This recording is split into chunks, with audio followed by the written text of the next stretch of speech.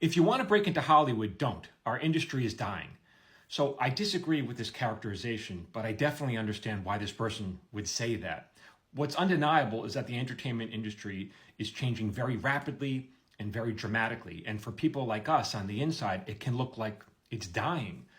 But to say it's dying implies that in 5 or 10 years, there won't be movies and TV shows being made. And we know that's not the case, because even though apps like this are drawing eyeballs away from traditional entertainment, there's always going to be demand for high quality, long form narrative stories being told where artists from all disciplines come together to make something great.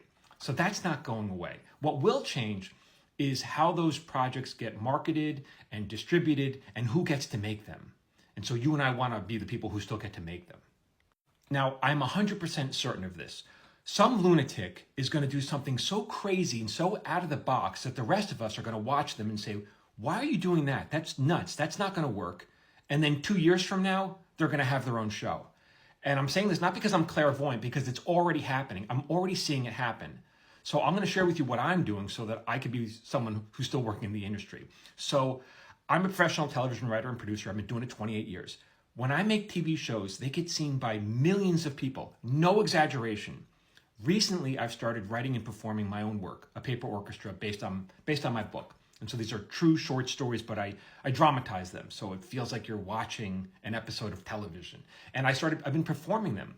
I've been touring with it for a while now. Last weekend, we did Boston. I have 4 shows coming up in Los Angeles. You can go here if you want to see it. Depending on the app, you may even be able to get tickets, purchase them on the app directly.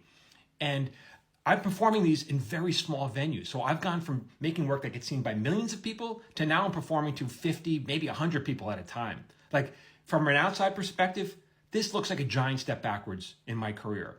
But this is all part of my bigger plan. And we're touring with it. We're adding cities all the time. Some cities are reaching out to us. Other theaters we reach out to. So if you're involved in a theater, reach out to me. Maybe we can perform in your city. But we are adding Monterey Bay this summer, Brooklyn, New York in the fall, Chicago. We're also exploring Toronto and the Pacific Northwest. And we're taking it on the road.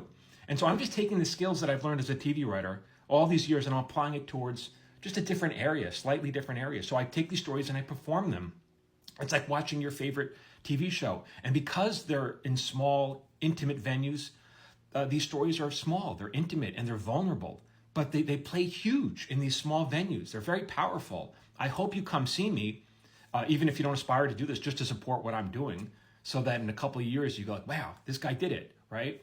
Or if you're an aspiring writer or a performer, I really think seeing the show, I think, will inspire you. If nothing else, I hope it lights a fire under your ass to do something similar or do something completely different. That's fine too. And then I'll see you at the finish line. It's called a paper orchestra. You can go here for tickets. You're going to love this show. We can do this. We can change.